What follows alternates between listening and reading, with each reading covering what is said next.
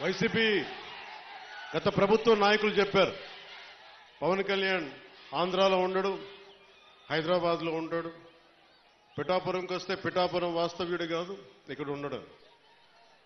నేను ఈ రోజున పిఠాపురం వాస్తవ్యుడిగా, సంపూర్ణ వాస్తవ్యుడిగా మారాను. ఎలా ఇందాకే ఒక రిజిస్ట్రేషన్ పేపర్ సంతకం పెట్టి ఒక 3 ఎకరాలు కొని ఇప్పుడే సంతకాలు పెట్టి వచ్చాను, రిజిస్ట్రేషన్ చేసి వచ్చాను. ఆ మాట చెప్పడానికి లేట్ అయింది రావడానికి. నాకు ఒక్కటే, నేను మీకు అండగా ఉండే వ్యక్తిని. నేను మీరు చూడండి, మీరు నాకు గుప్పిడంత గుండె బలం ఇస్తే నాకు, నేను హిమాలయ పర్వతాలనంత బలంతో, తేజస్సుతోటి మన కూటమికే అండగా, విజయానికే మేమందరం అండగా పనిచేస్తాం. మీరు ఇచ్చిన స్ఫూర్తి. మీరు యువత ప్రతిసారి నలిగిపోతా ఉన్నారు. మన వెళ్తా అన్నా మాకు ఉద్యోగాలు లేవు, ఐటీ పరిశ్రమలు తీసుకురా అన్నా, మాకు పరిశ్రమలు తీసుకురా. ఇందాకెళ్తే దారి పొడవునా మాకు నీళ్లు రావట్లేదు.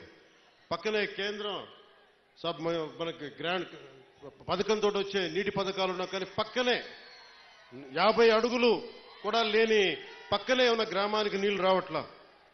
వీటి వెనక కావాల్సింది అధికార యంత్రాంగాన్ని కొంచెం ప్రేమగా మాట్లాడి, బాధ్యతగా మాట్లాడి, గౌరవంగా మాట్లాడే పనిచేసే నాయకత్వం కావాలి. నేను అధికారులకి, మన నాయకులందరికీ ఒకటే చెప్పాను, నేను ప్రభుత్వ ఉద్యోగి కొడుకుని, ప్రభుత్వ ఉద్యోగులకి మేము గౌరవిస్తాం. నాయకులందరికీ చెప్పాను, మీరు ఎమ్మెల్యేలుగా గెలిచి అధికార యంత్రాంగం మీద జులుం ప్రదర్శిస్తే మటుకు క్రమశిక్షణ చర్యలు ఉంటాయి. అధికారులకి చాలా చాలా గౌరవం ఇవ్వండి.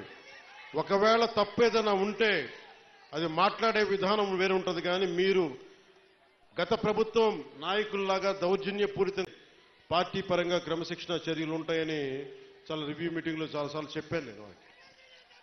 ఎందుకంటే నోరు మంచిదైతే ఊరు మంచిది అవుతుంటారు. నేను ఒక అధికారి దగ్గరికి వెళ్ళి మీకు నీటికి రావాలి అంటే చొక్కా పట్టుకునో బూతులు తిడితే ఎవరు మాట్లాడతారు? మాట్లాడాలి. వాళ్ళ కష్టం కూడా అర్థం చేసుకోవాలి, వారి కష్టాలను కూడా అర్థం చేసుకునే మాట్లాడాను. అందుకని నేను ప్రప్రథమంగా మీకు ఇచ్చిన హామీలు, తాగునీరు, సాగునీరు,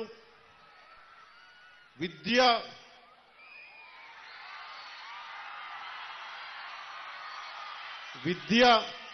వైద్యం, ఉపాధి అవకాశాలు